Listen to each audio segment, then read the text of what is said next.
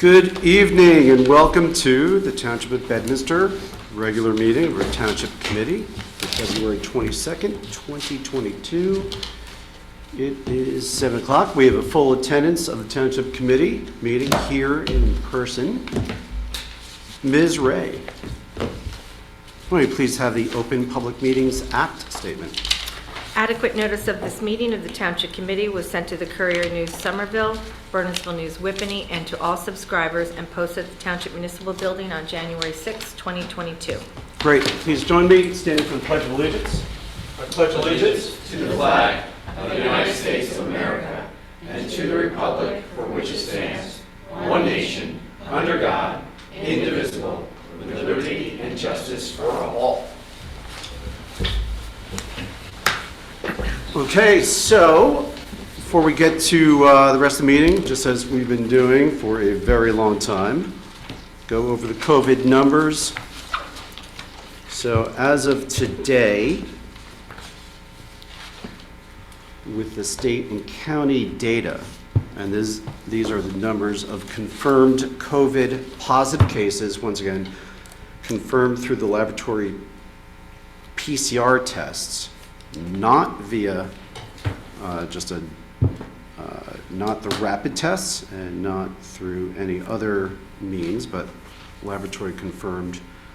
So we're 1,030. That's only up 5 from 2 weeks ago.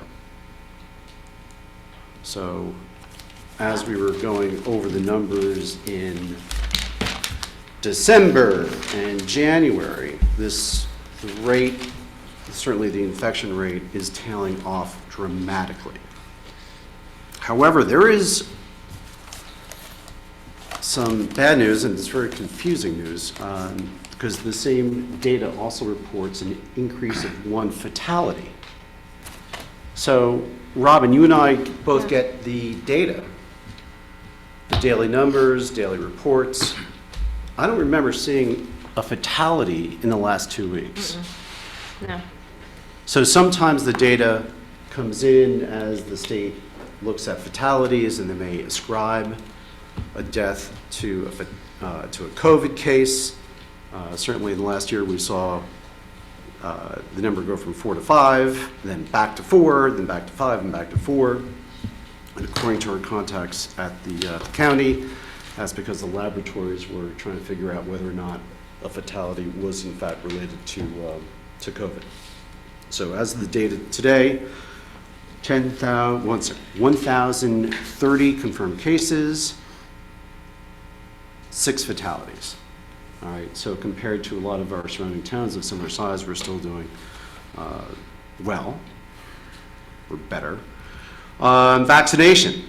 So from our last meeting, the vaccination rates are essentially the same, both for 1 dose and for the complete regimen of vaccinations. So let's just go over the numbers for all ages. 1 dose, 85%, complete regimen, 75%. Ages 12 to 17, 85%, complete regimen, 78%.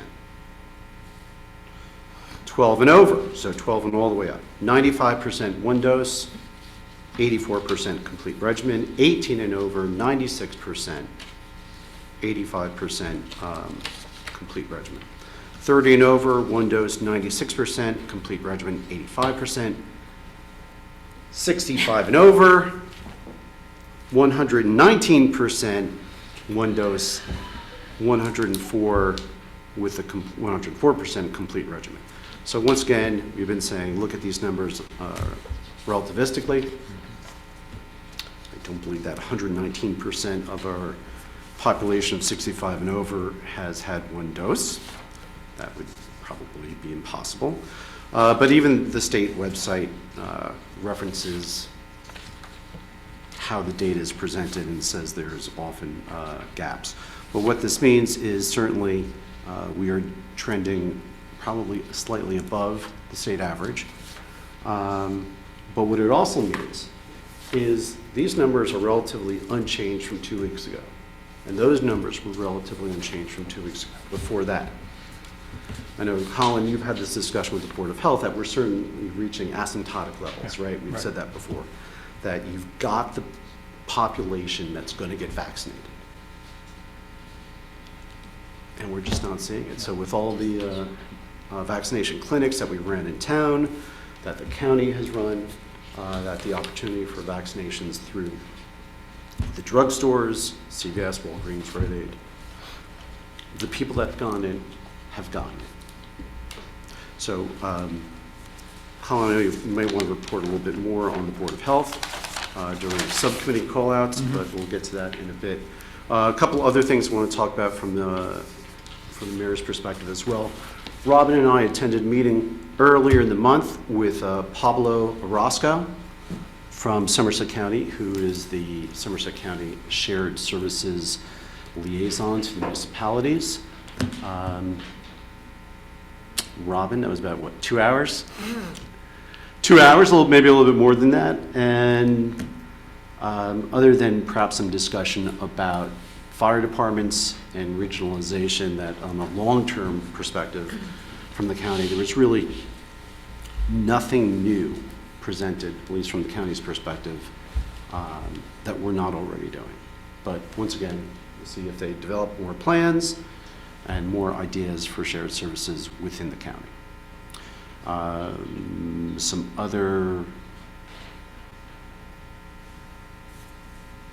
other issues, repaving Lamington Road. So the stretch between Main Street and 206, where the Elite project is going on, that road is in awful condition. I think a lot of us remember that the county repaved, or certainly resurfaced, Lamington Road out towards Tewksbury. In discussions with Paul Ferrero, our town engineer, we had decided that, to give the county a little heads up that there was going to be a lot of construction work at that site, and they might want to hold off on paving until after the heavy equipment work was done. Paul and I have been in contact with the developer. They anticipate that the heavy equipment will be over, or certainly the heavy equipment work will be over by the end of April. And I asked Paul to reach out to the county so that we can actually get that scheduled for paving as soon as possible. So hopefully, maybe early May, I'll follow up with Paul and Rodney or Robin. If you do see Paul or you're in contact with Paul before I do, just remind him to follow up with the county on that paving. And then the only other thing I want to discuss from the mayor's perspective is we also did have a meeting with folks from Pingree back on February 11th.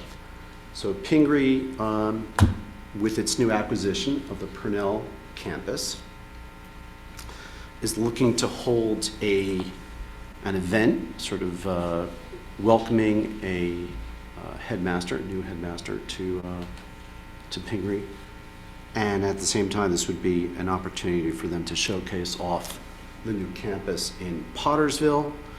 They're looking at scheduling the event in early May, but also we took that same opportunity to bring folks from Township administration to meet with the representatives from Pingree. I've been to the campus when certainly it was Purnell. I know Robin and Rodney have been there in the past as well. But we also brought Neil from Rec, because Purnell and now Pingree have some really terrific facilities there. An indoor gym, tennis courts, and these are some assets that we don't presently have within Bedminster. And there's an opportunity for sharing and working together on rec programs, and it was nothing but thumbs up from the Pingree team. That's great.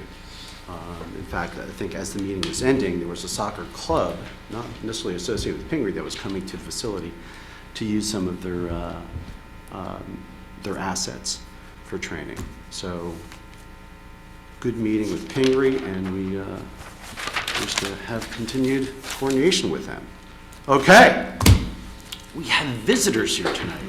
Yay. Yay, all right. I don't always get that. So this is the opportunity for public comment.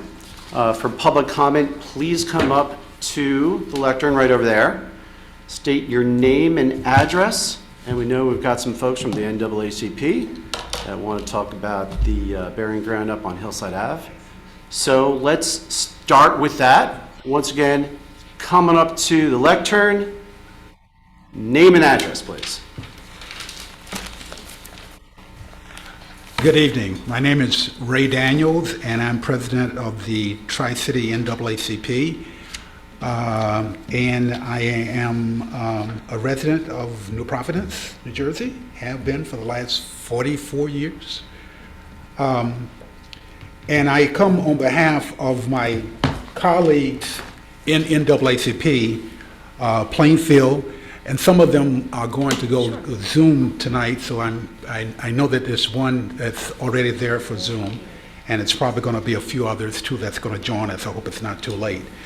But on their behalf, both Plainfield, the branch of Plainfield, the NAACP branch of Plainfield, the NAACP branch at Morristown, and the New Brunswick Somerset County branch. And we're coming here, as we have done for the last 9 or 10 years, about the about God's Acres, which is the burial ground for African slaves, and the first time that really for someone of African descent was able to buy property. That's been some 221 years ago. And we came then to see whether or not we could do something in terms of memorializing the burial ground in which our ancestors were buried. And I think we made some progress as we went along the way. We've had our annual greetings and also just memory session. The last one was last year. We've had it every year since we have since the plaque went up. That was sponsored by some of you, but also by the Somerset Historical Committee. But I'm here tonight to talk about, and we have copies of this if you haven't gotten a pledge call. We were here last year in June 21st is the day we usually have the commemoration ceremony outside. Last year was no different than any of the others. And we thought that we made some progress in terms of having at least the spot, and that less than an acre that we've started off with. But with garbage like this that's surrounding us, do we have a copy? Okay, everyone has a copy. It really brings home to us, and we'll have others that may want to talk, other than myself, may want to talk about it. But I think it's kind of this disgrace not only to the burial ground, the respect to the dead, but also it doesn't look well for the township. Of all the stuff they have, your beautiful facilities here, and just about every city that I know, or every township I know, really has want to memorialize those that have gone before us, our ancestors. And we were wondering, was this acceptable to the freeholders or to the committee, and what we can do, what you can do, or where we can help in terms of improving the situation at the burial ground. Others?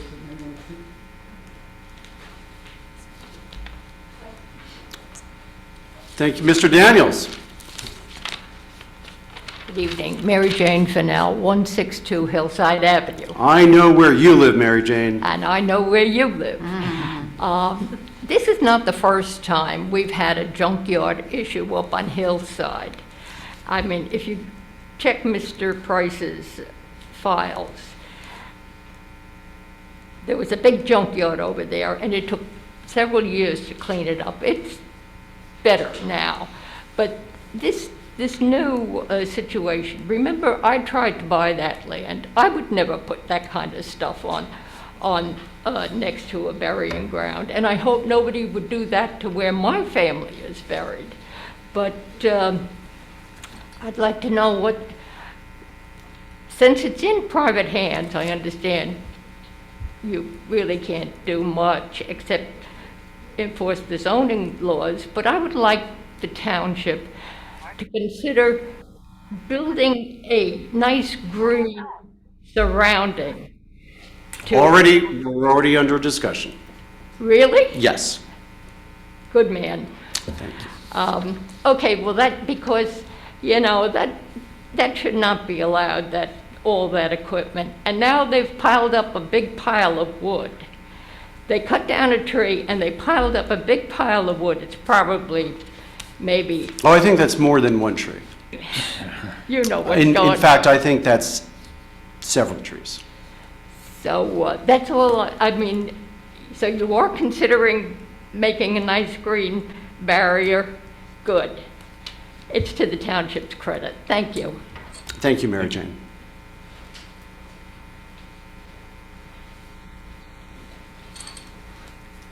Hello again.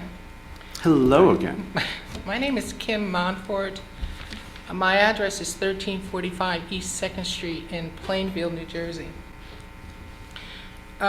Ms. Fennell brought a question to my mind with respect to ordinances and the appreciation and the respect of ordinance when it comes to municipality and what they require. I don't recall reading any indication as to why these items are here on this property. Is it there for the private storage need of the property owner? Is it there because there is a plan, maybe some structural activity going on there, and these containers or trailers are there to provide certain conveniences for the initiation of that? I don't know if the committee has an idea about that, but I understand and why some people may feel or look at this property, this acreage, as being insignificant, because it is not your common picture or your modern day picture, so to speak, of burial plots or cemeteries. But again, those that are there may be looked at as ashes to ashes, dust to dust, but even dust and ashes pile, and they create a foundation. The foundation here is what we stand on today and look back towards as being where we have come from and how we have progressed. So it doesn't matter who, what, where, why. It is a sacred spot. And if you don't ask for something, you're not going to get anything. And we are asking that this ground be respected, if nothing else, to be respected. And I look forward to see what type of barrier is going to be up there. Is it the type of barrier that's going to complement not only the property owner, but the burial ground as well? And I thank you and appreciate the opportunity to speak. Thank you for those words. Can someone on the phone, please? Jay Cohn, 11 Wilkshire Boulevard. I'm sorry, could you just, Sure, certainly.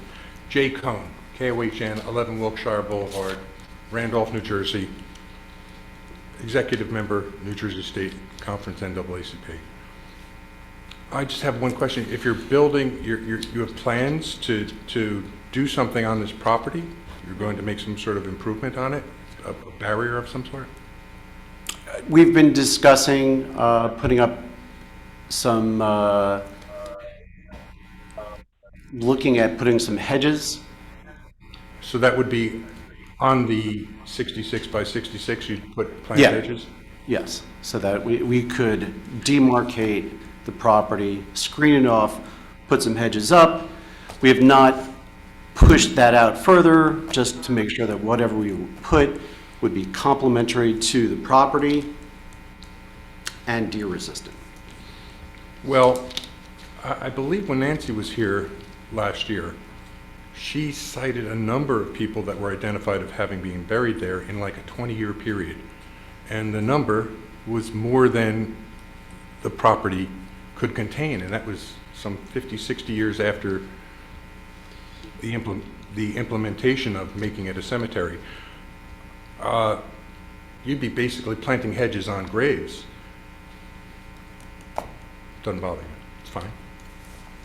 You just went like this. I just don't know what that means. Are you I'm pursuing asking, with is that? that would be fine with you to plant on the graves? Yeah, I think that would be consistent with what you see at cemeteries elsewhere. I don't see hedges going through people's graves. And there was a claim that the property was acquired through adverse possession. And then the property was sold off. Is there anything on the deeds to denote that the people may have a cemetery on their property when you change hand? And can the people who purchased the property bring a backhoe up, right up to the border of their property? Our town attorney will actually address that a little further on, but please proceed with the rest of your comments. Okay. I think if there's any adverse possession, it would be against the people who purchased property from the town, because as the numbers come in as to how many people were buried there, it's more, and they were probably, there's a good likelihood that the owner, Mr. Mellick, who sold the property, allowed it to happen. That would have fulfilled the obligations of adverse possession, open notorious use. And my understanding is, unlike Pennsylvania, where a cemetery, that if you remove the headstone from a plot, 50 years, it's abandoned. There is no abandonment of a grave in New Jersey. Whether someone goes out in the middle of the night and takes the tombstone down or whatever, it's still a cemetery without relocating those graves. So I just, you'll address whether, later on, whether the people next door, the people who purchase property will be allowed to bring a backhoe in there and dig right up to the end of the property later on today? Mr. Berlardo will address that later on. Very good, thanks. I'm just making an addendum to what I said before, just one other tidbit.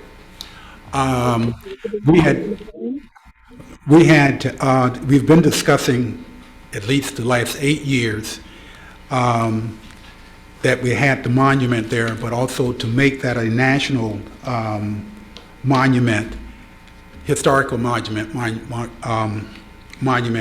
There's a lot of talk now in New Jersey about these, especially African burial grounds throughout the state. And the state as well, along with the federal government, have started a program now that we would like to be a part of. And I say that to say is that we might need your help in terms of making that a national historic area and being on the National Register of burial grounds specifically for African Americans in New Jersey. It's something that's been talked about in the last couple of years in both the Senate and the Assembly of having more activity in this area and doing more with the making it an annual monument for burial grounds of African descent in New Jersey. Thank you again, Mr. Daniels. So for folks who are participating in tonight's meeting via Zoom, the opportunity to make public comment, take your cursor on your computer, scroll down to participants, click on raise hand, and Ms. Ray will admit you into queue for public comment.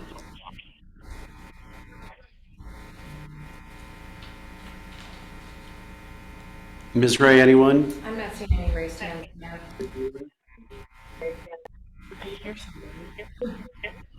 Let's give it a few more seconds.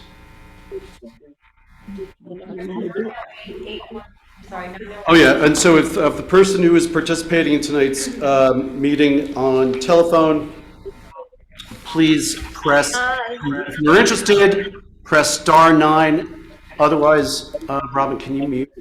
Yeah.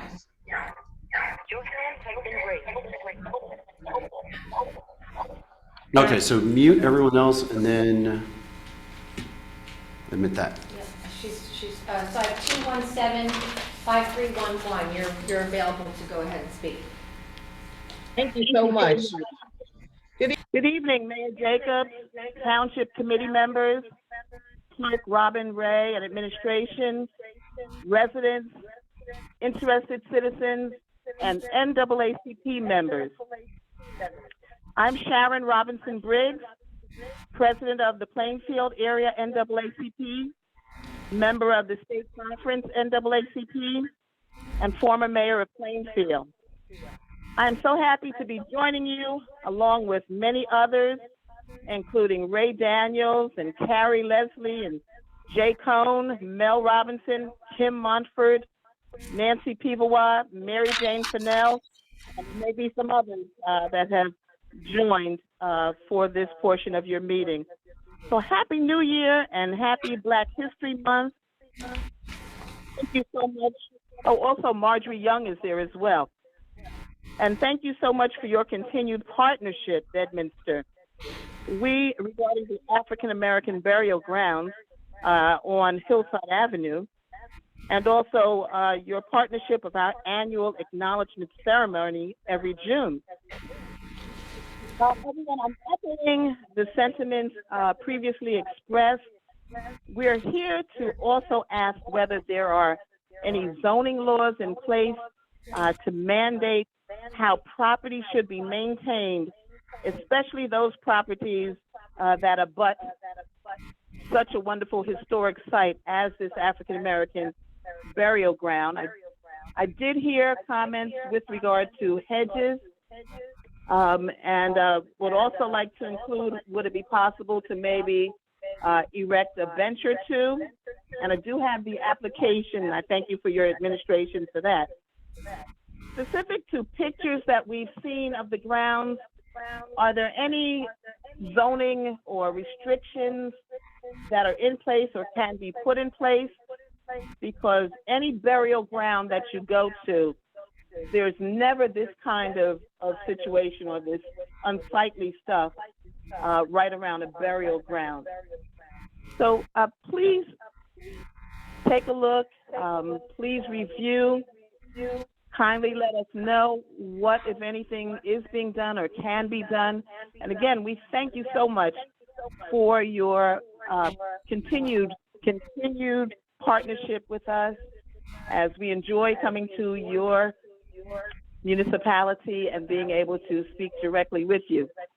I'm so sorry that I couldn't be there personally tonight, but I'm on call for a medical situation, an 89-year-old who needs surgery tonight, and I have to be available to run to Robert Wood Johnson Hospital. But please, please, please, I thank everyone for attending and for their interest in what we call God's Acre. And again, thank you all, and we pray that we'll be able to come up with a solution. And if we can be helpful in some way, please let us know. Thank you so much. Thank you, Mayor Briggs, and thank you again for your continued interest in this property and for working with the township. So thank you again, Mayor Briggs. Once again, for those on Zoom, bring your cursor down to the bottom of the screen, click on participants, click on raise hand.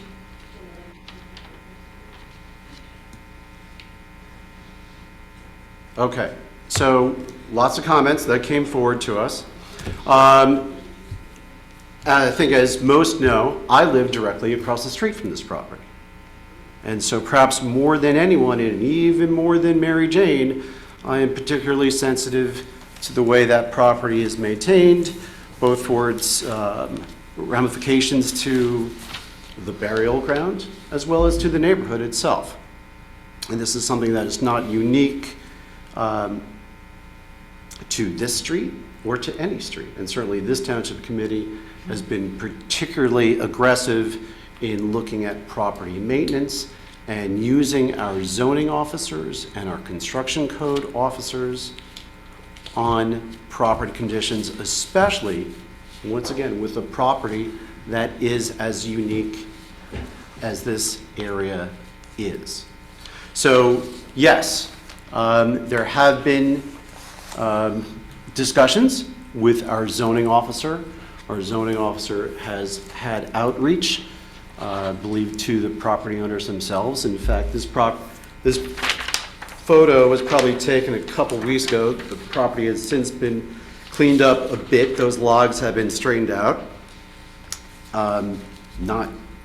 So it's a little bit better. That trailer is no longer, I believe, is no longer adjacent to the burial ground itself. And at one point, the owner was, looked like they were installing a curb cut that actually was proximate to the driveway for the old municipal building. However, the zoning officer advised them that that was not allowable without a permit.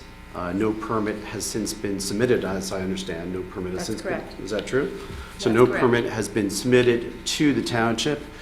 There's also some gravel that was placed in the back, and whether that was going to be used to store a trailer or something else along those lines.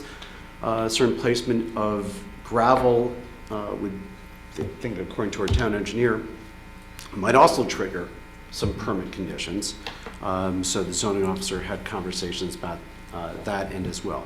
So this property continues to be the subject of scrutiny from not just, Mary Jane and the NAACP representatives, but also from me as the mayor, as also the person who lives across the street, and also from the township committee itself. So we've been, every one of us has driven by and drives by relatively routinely to make sure the property is in good shape.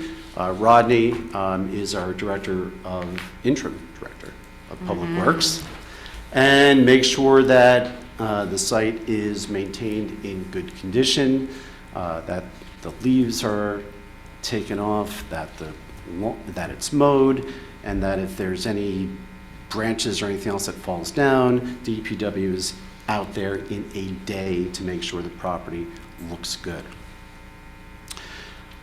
As to other zoning laws that are out there, we have the zoning laws. That is within the purview of the zoning official, and she has direction from the mayor and from the township committee and from Ms. Ray to make that a special point, that we know, once again, how sensitive that property is.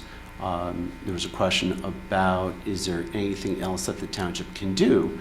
And so now I'm going to turn over to Town Attorney John Bellardo to talk about the language that was in the deed when the adjacent property was transferred. Yes, Mayor, and as you're aware, I was at the property yesterday just Right. to personally inspect the condition of the property. I noticed a large pile of cut trees, the wood chip pile.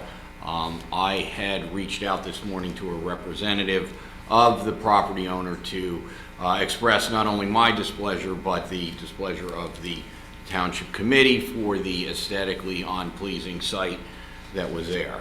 And I was unofficially assured that that particular pile of wood and chips would be shortly removed so that it would no longer be in there and be in an aesthetically unpleasing site to the cemetery. As to your question regarding the restrictions on the lot that the township sold to the prior property owner, that was Mr. Nicholson, back in March of 2019, a deed restriction that runs with the land and that would carry over to this property owner.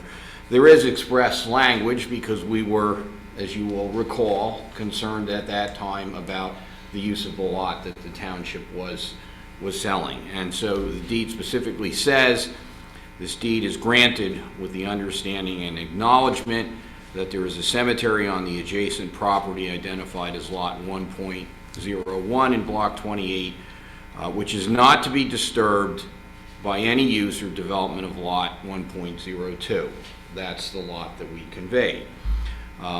It further indicates the property is subject and the deed is located in the town's R1 zoning district. So, you know, as the mayor indicated, we certainly will have to have the zoning officer and the township engineer working in conjunction with me to look at the zone regulations pertinent to the R1 zoning district to see if the property is in compliance or if the property is not in compliance. Typically, if the property is not in compliance, there is a summons issued to the property owner. Now, I will say that there's a great young family, or actually a couple that bought the property from Nicholson, and they have been making improvements. In fact, the trees they took down were part of their efforts to improve the property. So this photograph showing the logs strewn about, probably an unfortunate example of work being done to improve the house that's further away from the burial ground. And hopefully that in due time, that is all cleared up. And just as Mary Jane talked about, we're not looking to have junkyards on our street, nor are any of us looking to have junkyards on our streets. But certainly, John, thank you for reaching out to the representative and conveying that message. Yes, he indicated, and I expressed my concerns that your group had about maintaining a aesthetically pleasing adjacent property, and that they were going to have to comply and move all of those logs and chips and everything else that was a blight. And I did receive some assurances that would be done shortly. Okay. The questions about adverse possession, do you want to get into that? No, or that's already been addressed, I think, in the prior discussions when we did the deeds in the first place. Yeah, I mean, the lots are what they are at this particular point in time. Right. Mayor Briggs, wish good health to your to the 85-year-old. Was it? I'm sorry. 89-year-old, and hope things go well at Robert Wood Johnson.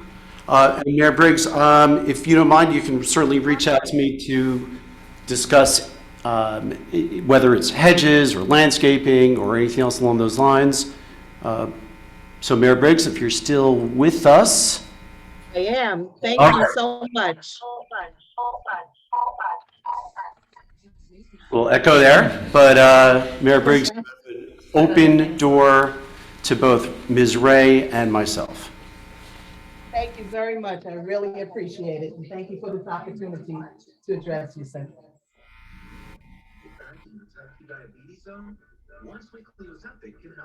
Okay.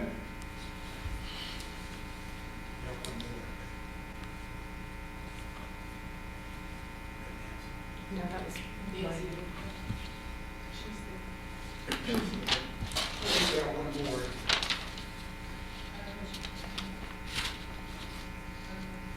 There's a Nancy P. Do you have any comments, Nancy? And so I assume this is Nancy from Somerset County or from the Somerset Historical Society? I'm not with Somerset. I'm with Plainfield Historical Society. I appreciate the opportunity to speak quickly. The only thing I want to say is I really appreciate your sensitivity to this cemetery. It's really significant to the state and to your municipality, your township, that such a site exists. I've been going through the old census records of Bedminster Township, and back in the 1850s, 1860s, almost 10% of your community was African American. So there could be a significant number of people that are buried in that cemetery. There's probably more African Americans that were in Bedminster Township in the 1850s, 1860s, both enslaved and free, who worked the land, who probably worked the land that you're actually on right now. And they need to just be honored. And I appreciate you reaching out to the neighbor and trying to let them understand the importance and significance of the site. And I appreciate the opportunity to talk. Thank you. Thank you, Nancy. Okay. That's public comment, so we will be in touch. I'll certainly be reaching out to Mayor Briggs if she doesn't reach out to me. And in the meantime, you know, John, what I'd like to see, I mean, if you talk to the representative again to see if they're willing to put up a barrier or a hedge or something along those lines. But certainly would want to know what condition that would be before it goes up. So if you can just make that contact. All right. We will move on with the rest of our meeting. Excuse me, Mr. Mayor. Yeah, Mr. Daniels, please come on. I was just saying, I was really looking at this, all of the stuff that we were going to talk about tonight. But would you put on your calendars, and for everyone else, we have an annual Garth Acre June Memorial Day 21st. and June 21st, which is a Tuesday, and it's usually at 6:30. June 21st, 6:30, Yes. and the Township Committee? Yes. We'll be there. All right. Yeah. Yeah. And I've been approached by several filmmakers too. They want to make a mini film out of the two areas here and the one that's further up on 206. And we're probably going to need your forbearance and help with that at some point in time. But I would. So you're doing about the other one on off of Cowperthwaite? Correct. Okay. But that's something that we're doing, and we're trying to work with both the Somerset County as well as the state of New Jersey. Thank you. Thank you, Mr. Daniels.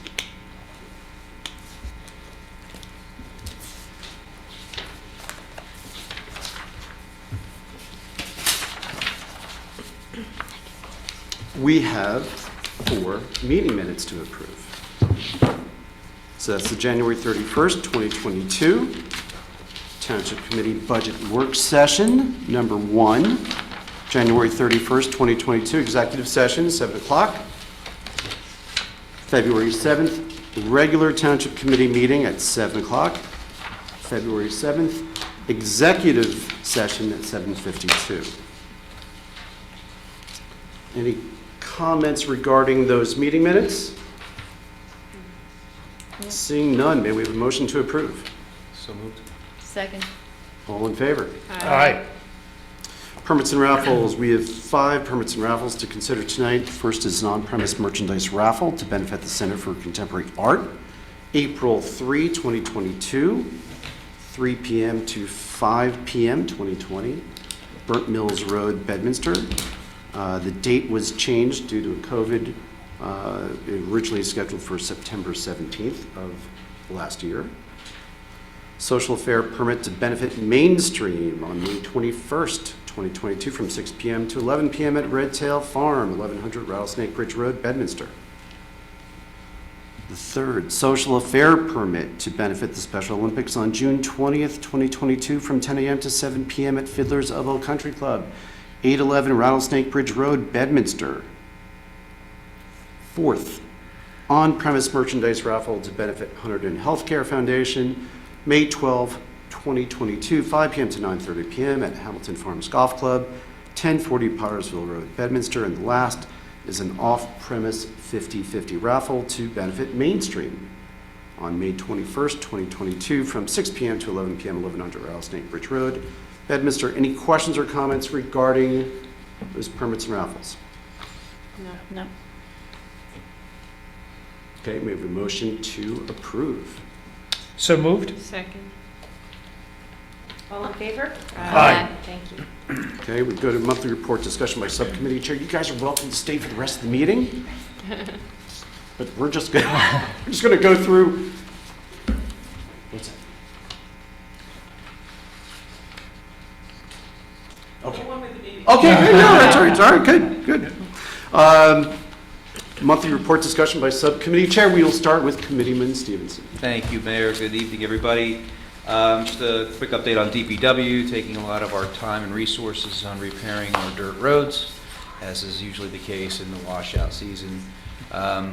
Something to think about. I know that we're in the budget session, but one of the things that John Mans had thought about towards the end there, before he was put in for his retirement was to identify certain areas on these dirt roads that are constantly failing and come up with some sort of more permanent fix in those areas only. I'm not advocating paving the western side of town, but there's certain trouble spots that continuously are being worked on over and over and over and over again. And it's like the definition of insanity, right? You keep doing something expecting a different result. So we get to talk about that, but we should put that up on our list of things to talk about. But Rodney and the crew continue to work with that. And they're fixing some fencing. So if we can just, Yeah. I remember, I think in John's last couple of weeks, we all did sort of tours with John through the dirt roads. And the areas with the greatest erosion are the steep slopes, right? And it's also interesting that a lot of the erosion is not necessarily from the built environment, not from, because we don't have a lot of warehouses or big buildings back there, but because the Bedminster ground is so hard, the rain hits it and just runs right off the fields, and those dirt roads become little drainage chutes. So you get the erosion off the sides. So I know John was looking at some of the steeps, Spook Hollow, some steeps on Larger Cross. And Long Lane as well. Near Fowler. Yeah, Yeah. and Fowler shared both with Bedminster and Peapack Gladstone. I also had reached out to the county, asking the county engineering, county planning, if they had any ideas, if there was any new techniques, management approaches for the dirt roads. Lay asphalt. That's your idea, how you fix that, right? Yeah. So Roddy, I'm just not, do you agree with John Mance's prior evaluation that perhaps we could, just as Doug was alluding, do some select paving on the steep so you're not getting the erosion, and then by doing that, presumably you're going to eliminate or minimize the siltation that you're getting in those streams that run at the bottom of those steep slopes. I would definitely tend to agree with that. That's something we can look into and perhaps do. Again, go out and identify the areas that we would want to do that to, and evaluate costs, timeframes, who would be responsive to wanting that done. And the rest of it is just maintenance. It's get out there and it rains, they wash away, you have to put them back. I think we've tried every little trick there is, and Right, this has been going on for years. Right. I mean, it's a huge time, resource, money suck to go continually out there and repeat the same stuff over and over again, right? So if we can identify a couple problematic areas, do a more permanent fix, then our resources could be spread to other projects and start getting other stuff done. I'm not an engineer, but that's just sort of like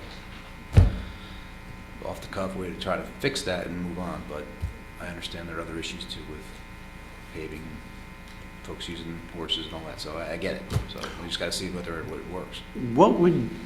To even pave those steeps, what would you have to do? I mean, other than getting pavement, would you have to take those roads down to a stable? sure, yeah, and build a base and the preparation. It's a lot of work, a lot of preparation. You can't just put asphalt on top of what you have. It'll last a year and break away. And then you need to consider when you do pave, what's on the side of the road. The water's going to wash off that asphalt. But you'll have your asphalt roadway, but whatever's on the side, you still have to contain it, do something with it. Otherwise you still end up with erosion on the side of your roads. You'll still end up with ditches. I mean, you see it on your asphalt roads where there's hills if there's not curbs, and certainly not looking to do any curbs there. But without that, you're still dealing with issues along the asphalt also. But that was common years ago to pave the hills. There's a lot if you ride around in some of the Chester Township roads, and now they've since paved a lot of those roads. But prior to that, they did pave some of the problem areas, the hills, and those areas. It was quite common. So Doug, where do you see this issue going next?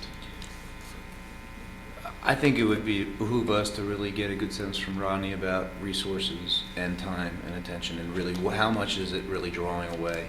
And if it looks like it's something that really does need fixing, then we send Rodney out with perhaps Paul to identify some problem areas. And then I presume the next step would be just to sort of, engineer it out and notify the folks that that's what we're thinking about doing, and seeing if there's a huge pushback against it. But I mean, it's going to be something that's, I know, not welcome to certain folks. I get it, but it's also, you've got to make the smart decision and move forward instead of continually doing the same stuff over and over and over. Right, and then, ironically, one of the things I did discuss with John is, paving, you have the expense of paving, at some point, is it actually what we're doing? Is that the prudent measure? So it may be that with the expense of paving, the lifespan of paving in those areas, it may very well be that what we're doing, perhaps with some improved erosion controls, that might be the best you can do, short of just paving everything. Right. I was just going to ask, is it less an issue of paving versus management of the rainwater? It'll be more drainage management. John, definitely, it's the drainage. It's the drainage, and when you get the Ida storms, there's Nothing you can do. nothing you can do. There's just nothing you can do. No. You're getting hundreds or thousands of acres of fields, just all that runoff draining straight to those roads, and it is just, it's a torrent down there. So it just, you can see it's moving stones that are yay big and bigger, because there's that much water flowing with such force.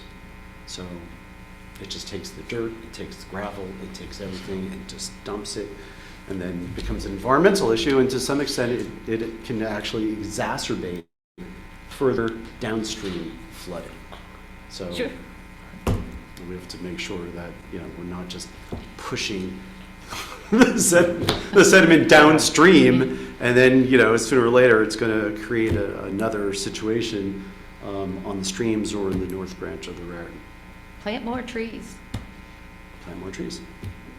So that's DPW. Historic Pres, there were no applications, so we didn't have a meeting last month. We'll pick it back up in March. And I don't know, Robin, forgive me if I'm stepping on your administrator's report, but on the first aid fire, I have an update there. One of the things that the chiefs mentioned that they want to try to do is coordinate better with the township and for training opportunities. So Robin's worked it out. Thank you for that. Gave a notice that now when someone pulls a demo permit or a pool permit, the fire companies will be notified, and they'll obviously have the opportunity to reach out to see if the homeowner is willing to let them run an exercise on a demo, or talk to them about the benefits of installing a hydrant with the pool pump. So that's good. That's a good first step, and I know that's one of the things the chiefs wanted to get done. So great job, Robin. And those are my updates. Okay, thank you. Committeeman Hickey. Thank you, Mayor. Good evening, all. Just a quick update on the Board of Health. The board introduced revisions to an existing ordinance updating fees associated with septic escrows, inspections, repairs, and alterations. The Township Committee will have the opportunity to provide comments on the proposed changes prior to the next Board of Health meeting on March 17th, during which there will be a public hearing on the revised ordinance. Robin will include the proposed updates in our March 7th meeting package. In addition, the Board of Health is currently reviewing the issue of reserve areas, which are often subject to waivers because of a lack of available space on a property, along with the definition of substantial improvements, which can trigger certain septic requirements. Proposed changes to the existing ordinances were discussed, but nothing has yet been agreed upon. The County Health Department provided its monthly report and also asked... Oh, I'm sorry, go ahead. Yes. We just sit there. So, yes. John, are you aware what Bernard's has with regard to septics? Do they have the requirement for the reserve fields? I'm not aware because I'm not the Board of Health attorney there, so I don't encounter those issues. Okay. Rodney, do you know about Tewksbury or any other or neighboring towns? I do not know what they have at this time. Okay. All right. Sorry. No, Sorry, just, all good. I was just going to mention the County Department of Health provided its monthly update and also asked the board for input on the county's proposed revisions to their 4-year strategic plans, which are due tomorrow. Also, as part of the county's report, they indicated the percentage of folks who are eligible and have received a booster in Somerset County stands at about 56%. Mayor, as you observed earlier, they acknowledged that the rate of booster shots has now slowed to a trickle after having been very busy over December and January. So we're kind of at, like you said, the asymptotic point now with respect to the boosters. Also, final preparations are being made to move the county's testing and vaccination center into the Raritan Mall, which is the shopping center where the old Stop and Shop used to be. So that will be completed within the next several weeks. And that is all on Board of Health. okay, thank you. Committeewoman Mareski. Good evening, Mayor. Good evening, guests. Uncharacteristically, I have nothing to offer tonight. Thank you. That means you got meetings coming up. I do. Committeewoman Fernandez. Thank you, Mayor. Just to follow up with last week, I reported out, not last week, 2 weeks ago, I reported out that our senior and disabled resident services has been updated as of February 2022 to include tax preparation for this population. And I had mentioned that we were going to, it's available on the website, but also that we were going to print it and mail it. So we have done that to Pluckerman Park. And it is available printed edition here as well at Town Hall. So I just want to update you on that. And that's all. Okay.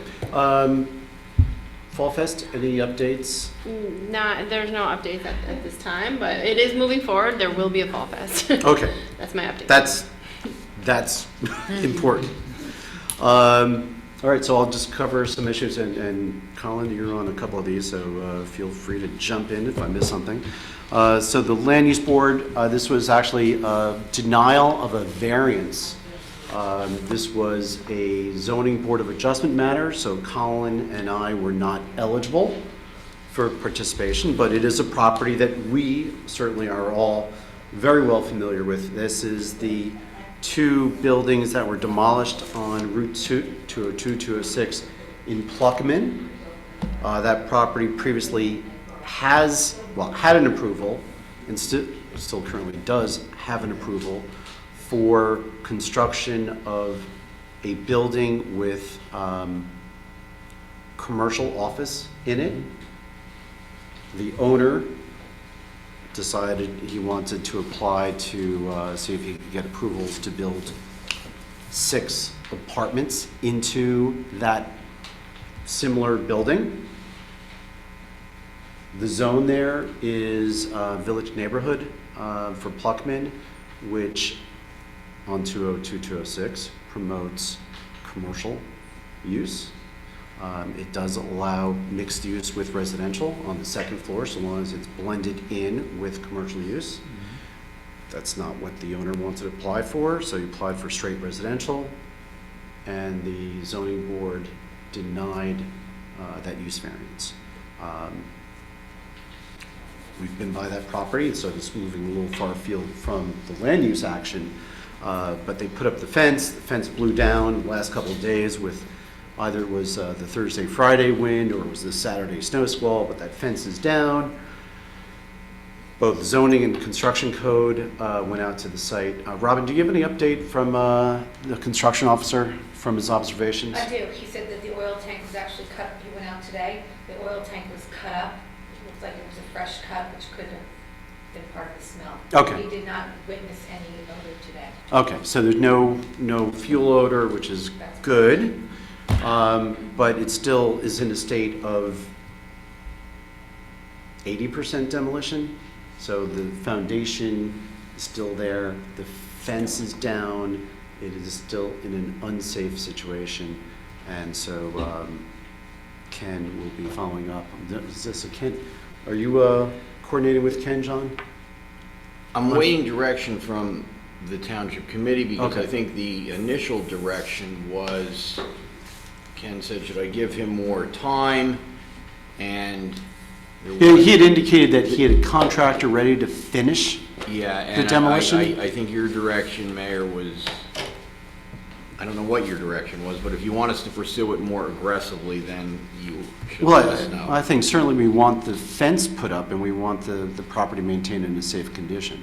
I think based upon my inspection of the property yesterday, and I was the one that smelled the gasoline or fuel oil while there at the southernmost, that it is a continuing violation of the property maintenance ordinance for that particular district. So even though we had previously cited the owner and he had demolished the buildings, one might argue that the particularly open nature of the site, the open unsafe nature of the foundations, the strewn rubbish about the site is an ongoing violation, and a further summons could be issued if that was the direction of the committee.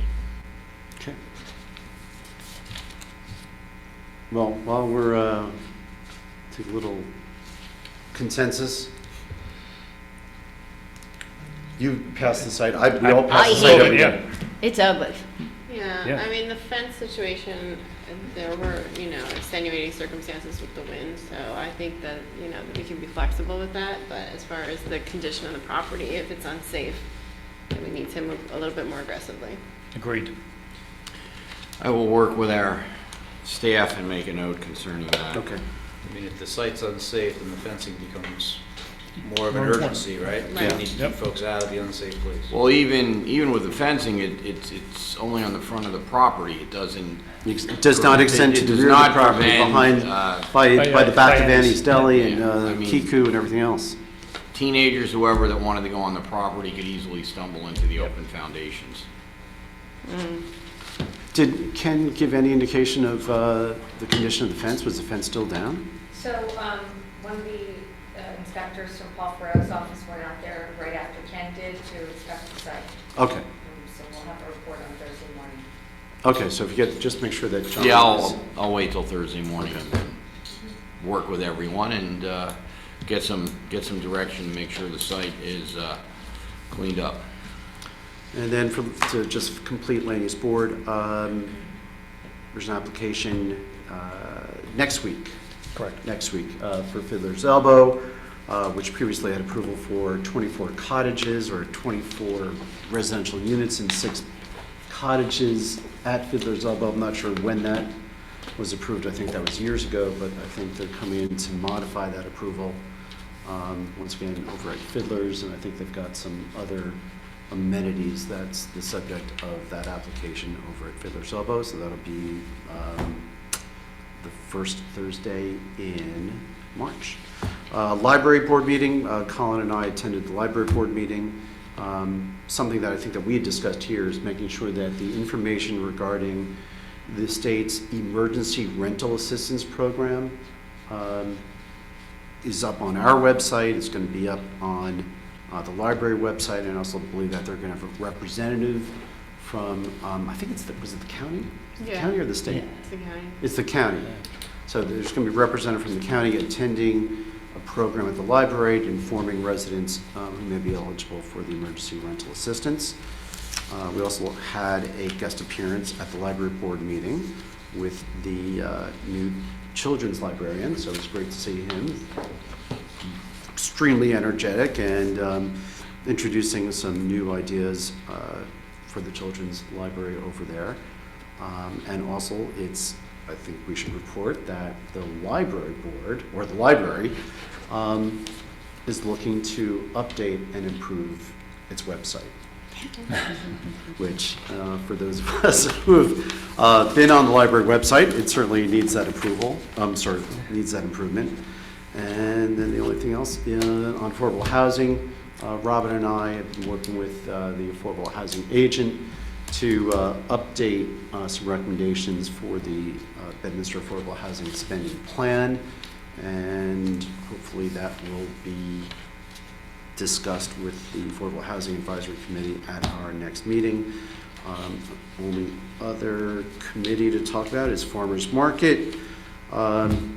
Applications are continuing to come in, mostly at this point, a lot of the same vendors. I think a couple new vendors have coming in, and Neil is also looking to, once again, to continue to promote music. and food trucks at the farmer's market, and we'll have hopefully more to report at our next meeting. That's it from here. Ms. Ray, Sure. Administrator's Report. Sure. Community garden, we have a meeting scheduled later on this week with our engineer. And is that correct, for 2/24? We're still meeting on Thursday. And just to go over the actual size of the initial garden right off the bat, there's 240 plots that were built into two sections or designed in two sections, 240, 240. We really need to decide if we're going to go for all 240 on the one side. We also finished up, so excited, finished up a community garden grant. Senator Renee, thank you for reviewing, and Doug as well. Hope to get that in this week, just so that we can be one of the first ones to get it in, hopefully, and get some funding from, this is a grant for Somerset County 2022 Recreational Grant Program application. For IT, funny that you say updating the website. Our website is looking a little sad. We have some white space on the sides. I actually reached out today to the folks who are our hosting site to see if there's something we could do to change our template a little bit, make it a little bit more, the font a little bit more trendy, just kind of step it up a little bit. Who within administration, obviously you, but anyone else tasked with keeping it current, keeping it So alive? myself, and as far as content, Neil has access for content, as well as myself and Caitlin and Sarah. How are we doing on rave signups? We got a little bit more from the last push. Okay. We were at, I think, 180 something, and I think we just are over 200 now. Depending on. Are we pushing it on like social media? So Neil's going to do a post last week on social media. I don't know, my Facebook got corrupted with the township's website, so I've had to rely on Neil to push that stuff out. So I have not been able to see if it was pushed, but I'm sure it was. I didn't see it, that's why I'm asking. On the township site. Went through the Bedminster School Friday folder last week. It was the newspaper again this week on their electronic edition as well as hard copy. It went out to all the HOAs and all of the Hills Master Association management companies. And they send it out to their distribution list? Correct. So like, did you get it? No. Okay. So it kind of. I'll make a phone call. Thank you. You're I welcome. appreciate it. I sent it out to all the HOA presidents, I think it was at our last meeting, and then we did it again last week, just to make sure we hit everybody. Yeah. So, I only that's ask where because you then, listen to. you'll get people complaining online that, how come I didn't know about that? How come I don't have any information? But you're sitting there like, sign up for RAID, and they're not signing up, so that's why I'm asking. We'll step it up. As you find with a lot of these things, there's no silver bullets in terms of marketing it. It's just continual kind of rolling thunder, reminding, and you also see that as Nixle goes away, that will also be an impetus for folks to now jump over to Rave. Will Nixle go away? Well, we're kind of afraid to let it go until we get more people signed up, to be Right. quite honest with you. We were gonna cut it. I might be one of those. I mean, can we push it out on all of, is it appropriate to push it out on, I know like the community groups obviously in town, but even like our police department's Facebook page, they have a lot of followers. Is it appropriate to put it out and just say, hey, everybody sign up for RAVE, or on the Bedminster Far Hills for Park? us as well. Yeah. Yeah. We can't use Nixle to tell about a No, I different know we platform. can't use Nixle, but I'm just wondering. Do we know the numbers registered on Nixle? I do, I just don't have, I can't report Okay, on that yeah. right now, but it's a good number. There's a large amount of followers, but they could also be from different communities. But yes, we have a good number of followers. And realize that the Nixle business model is changing since they've been acquired, so now it's going to become a pay-per-service as opposed to a free service. What? Because their business model didn't work. It's hard to make money free. So now it's changing, so we would have to actually pay for that service. And it, quite frankly, is not nearly as powerful a service as Rave. Yeah, it's just, the usage. And It- and I guess getting people, like I said, to sign up. Just Correct. really at every angle. It's just constantly pushing. Push, push, push. Rolling thunder. And I'll start pushing as well. Would Nixle actually know if we sent out a Nixle alert saying sign up for Rave? Because do they actually look at content? No, probably not. I suspect Mr. Bellardo might have an issue, but we'd have to take a look at the agreement between Nixle and ourselves. I don't know what your agreement is. I don't know either, so I just, I didn't even know we had an agreement. I didn't know we had an agreement There- either. I thought you just signed up for it. There might be in the online agreement that you click on it, ignore immediately. There might be A something. fine Okay. print. Yes. Mm. So we just have to be careful of that. Okay, so we're still waiting to hear about our grant for the Somerset County American Recovery Plan Project Funding Initiative for the rehabilitation of Miller Lane pump station. I did reach out again to Walter Lane today, just to let him know that we are really in dire need of getting a response from the county commissioners. Have not heard back from him yet. Good news, the Sewer Advisory Committee met today and voted to keep the sewer connection and the treatment costs flat again for this year. So thank you to the Sewer Advisory Committee. And also, last week, the Sewer Transmission Advisory Board, which is staff, which is made up of representatives from Far Hills and PPAC Gladstone and Bedminster. The budget that we put together was actually approved last week, so we're very happy about that. Doug, you were on the call, and so was Rodney. And the membership decided that the capital budget was going to be increased this year to $75,000, which is huge. I would just want to thank Rodney for bringing all of the different commissioners down for tours to really see what it was all It's like a about down scared there. straight program. Excuse me? It's like a scared straight program. But I mean, that's what everybody really needs to see what's happened. So that was really key, I think, in getting the additional $75,000 that each of the towns are going to pay proportionally based on the flows. So that's huge. Brave Mobile Alert conducted another promotional push last week with the Hills Management Company's HOA, Burnsville News, Bedminster School. We also are continuing to meet with representatives from FEMA regarding Hurricane Ida. I just want to say thank you to Chris Crowell, and who's our OEM coordinator, and Brian Wild and Rodney and Kevin for their hard work with DPW. It really is focused on the fire department and DPW losses. So there's been about meetings every 2 weeks, I would say, correct? We have another one tomorrow.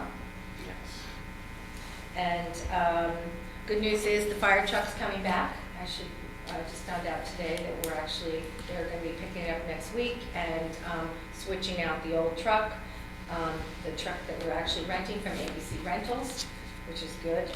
They're going to need some time to just go over the truck now that it's been returned and make sure that everything's in good working order and everybody's comfortable with how it's operating, because don't forget they've been operating a different truck for several months now.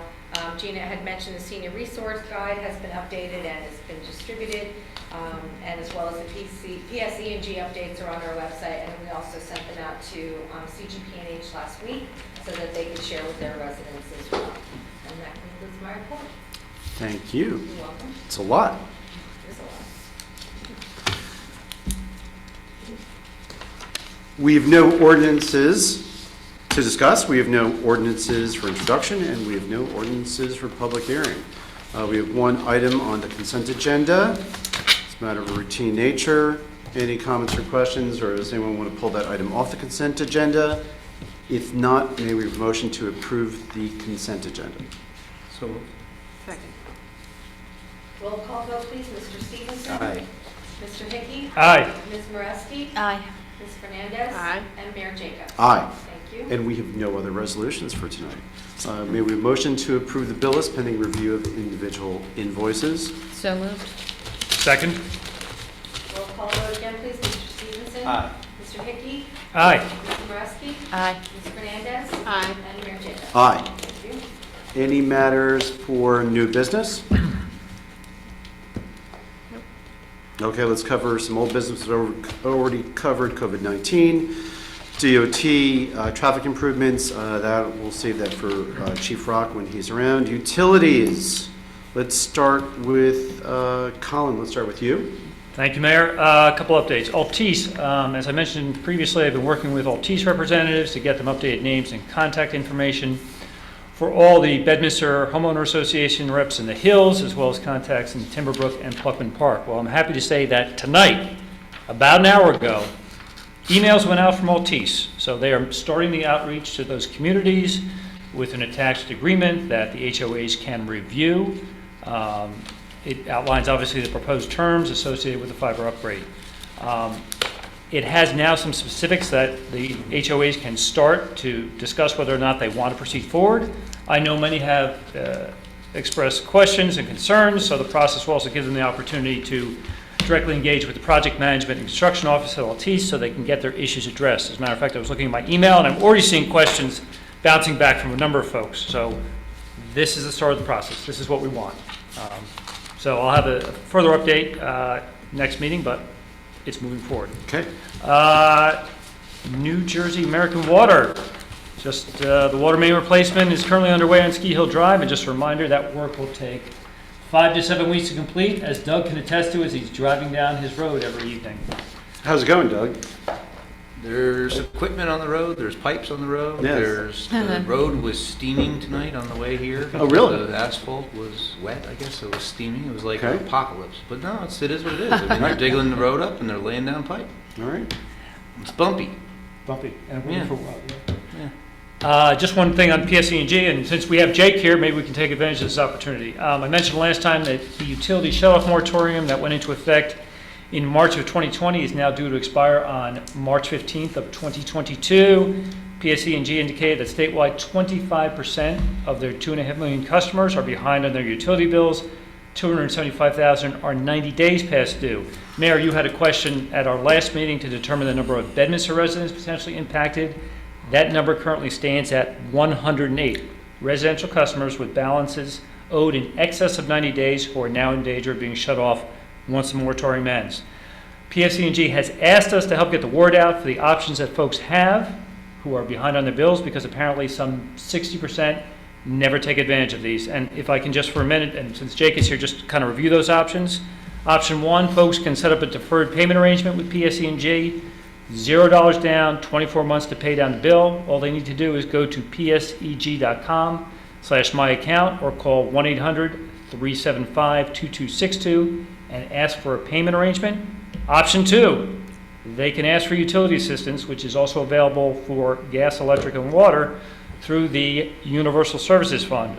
So folks need to go to nj211.org/utility-assistance-programs, or if they can call 211, they must, and repeat, must inform the utility that they have applied for this assistance. Robin has also sent this information out to the homeowners associations, and PSE&G reminded us that disconnection is always, underlined, always a last resort, but the municipality will be notified via email of any pending disconnections. So this is interesting because this is not necessarily something that we would use Nixle for, but it is something that we would use Yes. Brave for. Yes, exactly. Right? This is a much Brave as a format to get that out. Yes. In the meantime, what we have is the website, which is, you need to come to it, and then the Bedminster Township Facebook and the Bedminster Police Facebook. So to the extent we have those resources, Yep. let's use them. Yep, agreed. We'll get the word out. Okay. So that's Altice, a little water, a little PSE&G. And I have no JCPenney. No JCPenney. They were, hey, We had some up. We had a couple of outages with the wind. A few sparse outages, but nothing major. Okay. Fortunate. Sticking with utilities. Yes, I have an update. I was in touch with Tanya Banks from PSE&G. There was a misunderstanding. She was waiting to see if any additional applications came in. So she asked for the go-ahead, the green light, and I said, at this point, if an application hasn't come in, go ahead.